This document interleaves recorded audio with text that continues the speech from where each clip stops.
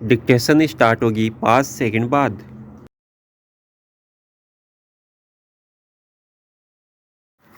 भोजन, वस्त्र और आवास की भांति साक्षरता भी आज के मानव की मूलभूत आवश्यकता बन गई है। स्टॉप। रोटी, कपड़ा और मकान से मानव का विकास होता है, यानी व्यक्ति का विकास होता है, और साक्षरता से व्यक्तित्व का विकास होता है। स्टॉप। खासकर विकास के वर्तमान दौर में निरक्षरता मानव के लिए सबसे बड़ा अभिशाप है। स्टॉप। जब कोई निरक्षर व्यक्ति किसी को पढ़ते हुए देखता है तो आत्मग्लानि से भर जाता है। स्टॉप।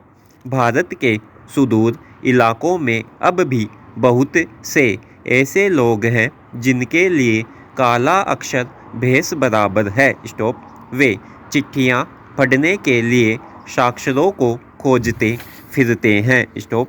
पुस्तकों में निहित ज्ञान भंडार उनके लिए किसी काम का नहीं रहता है। स्टॉप। इस प्रकार वे ज्ञान प्राप्ति के एक बहुत बड़े माध्यम से वंचित रह जाते हैं। स्टॉप। निरक्षरता एक प्रकार का अंधापन है, ये नीति ग्रंथों में कहा गया है। स्टॉप। निरक्षरता राष्ट्र के विकास में सबसे बड़ा बाधक है। स्टॉप। राष्ट्र के निहित राजनीतिक, सामाजिक एवं आर्थिक पिछड़ेपन की जड़ में निरक्षरता ही है। एक निरक्षर व्यक्ति राजनीतिक रूप से जागरूक नहीं होता है। स्टॉप।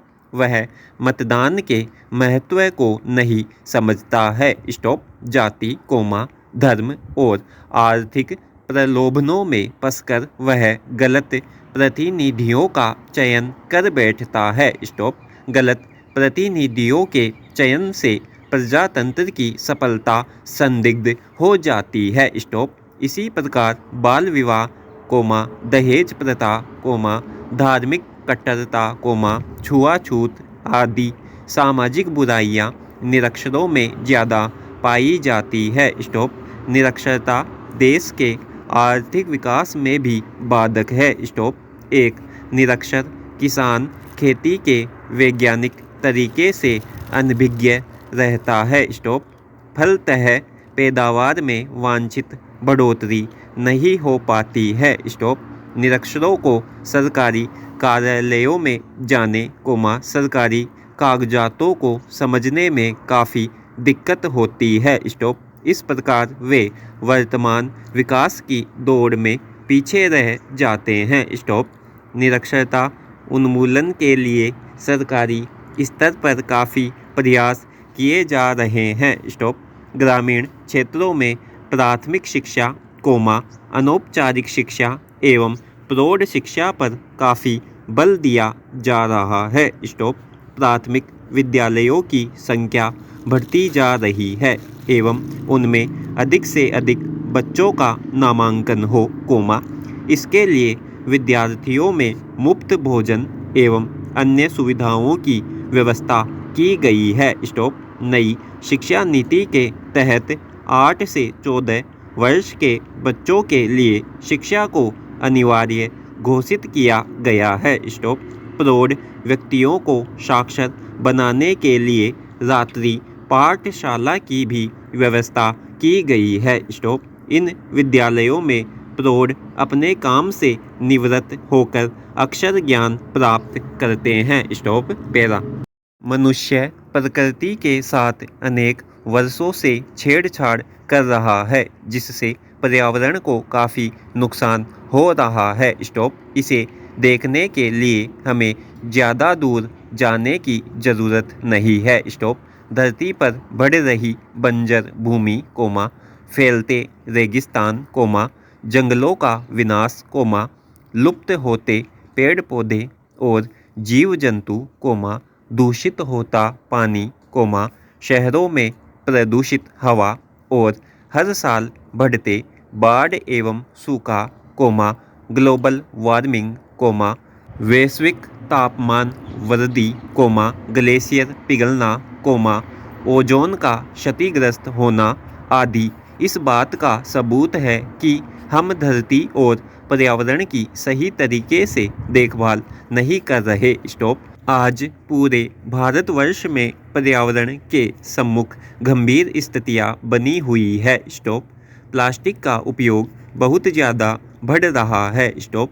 प्लास्टिक के उपयोग से पर्यावरण को बहुत अधिक नुकसान हो रहा है, क्योंकि प्लास्टिक न तो नष्ट होती है और न ही सड़ती है। स्टॉप।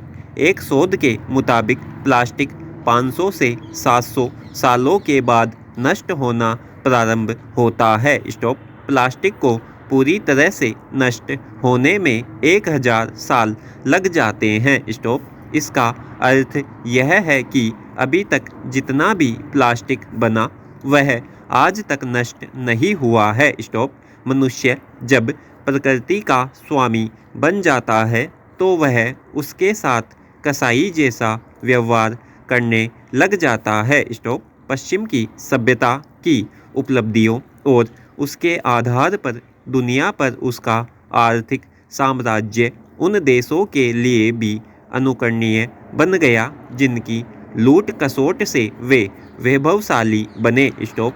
प्रकृति के भंडार सीमित हैं और यदि उनका दोहन पुनर्जनन की क्षमता से अधिक मात्रा में किया जाए तो ये भंडार खाली हो जाएंगे। स्टॉप। जल, जंगल और जमीन का एक दूसरे के साथ घनिष्ठ संबंध है। स्टॉप। भोगवादी सभ्यता जंगलों को उद्योग व निर्माण सामग्री का भंडार मानती है। स्टॉप। वास्तव में वन तो जिंदा प्राणियों का एक समुदाय है जिसमें पेड़ पौधे, लताएं, कंदमूल, पशु पक्षी और कई जीवधारी शामिल हैं। स्टॉप। इनका अस्तित्व एक दूसरे पर निर्भर है। स्टॉप। औद्योगिक सभ्यता ने इस समुदाय को नष्ट कर दिया। वन लुप्त हो गए। स्टॉप। इसका प्रभाव जल स्रोतों पर पड़ा। स्टॉप। वन वर्षा की बूंदों की मार अपने हरित कवच के ऊपर झेलकर एक और तो मिट्टी का कटाव रोकते हैं और उसका संरक्षण करते हैं। स्टॉप। पत्तियों को सड़ाकर नई मिट्टी का निर्माण करते हैं और दूसरी ओर स्पंज की तरह पानी को चूसकर जड़ों में पहुंचाते हैं। स्टॉप। वहीं पानी का शुद्धिकरण और संचय करते हैं, फिर धीरे धीरे इस पानी को छोड़कर नदियों के प्रवाह को सुस्थिर रखते हैं। इसलिए मुहावरा बना है कि जंगल नदियों की माँ है। Stop para. विश्व पर्यावरण संरक्षण दिवस प्रतिवर्ष पर्यावरण संतुलन को बनाए रखने एवं लोगों को जागरूक करने के संदर्भ में सकारात्मक कदम उठाने के लिए 26 नवंबर को मनाया जाता है। स्टॉप। यह दिवस संयुक्त राष्ट्र पर्यावरण कार्यक्रम के द्वारा आयोजित किया जाता है। स्टॉप। पिछले करीब 3 दशकों से ऐसा महसूस किया जा रहा है कि वैश्विक स्तर पर वर्तमान में सबसे बड़ी समस्या पर्यावरण से जुड़ी हुई है। स्टॉप।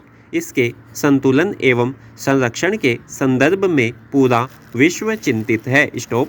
पर्यावरण चिंता की घनघोर निराशाओं के बीच एक बड़ा प्रश्न है कि कहाँ खो गया वह आदमी जो स्वयं को कटवाकर भी वृक्षों को काटने से रोकता था।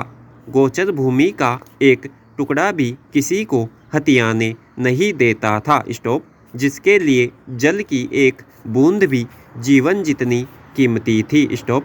कत्ल खानों में कटती गायों की निरीह आहें जिसे बेचैन कर देती थी। स्टॉप। जो वन्य पशु पक्षियों को खदेड़कर अपनी बस्तियां बनाने का बौना स्वार्थ नहीं पालता था। स्टॉप। अपने प्रति आदमी की असावधानी, उपेक्षा, संवेदनहीनता और स्वार्थी चेतना को देखकर प्रकृति ने उसके द्वारा किए गए शोषण के विरुद्ध विद्रोह किया है, तभी बार बार भूकंप, चक्रवात, बाढ़, सूखा, अकाल जैसे हालात देखने को मिल रहे हैं। स्टॉप। आज पृथ्वी विनाशकारी हाशिए पर खड़ी है। स्टॉप। सचमुच आदमी को जागना होगा। स्टॉप। जागकर फिर एक बार अपने भीतर उस खोए हुए आदमी को ढूंढना है जो सच में खोया नहीं है, कोमा अपने लक्ष्य से सिर्फ भटक गया है। स्टॉप। यह भटकाव पर्यावरण के लिए गंभीर खतरे का कारण बना है। स्टॉप। समाप्त।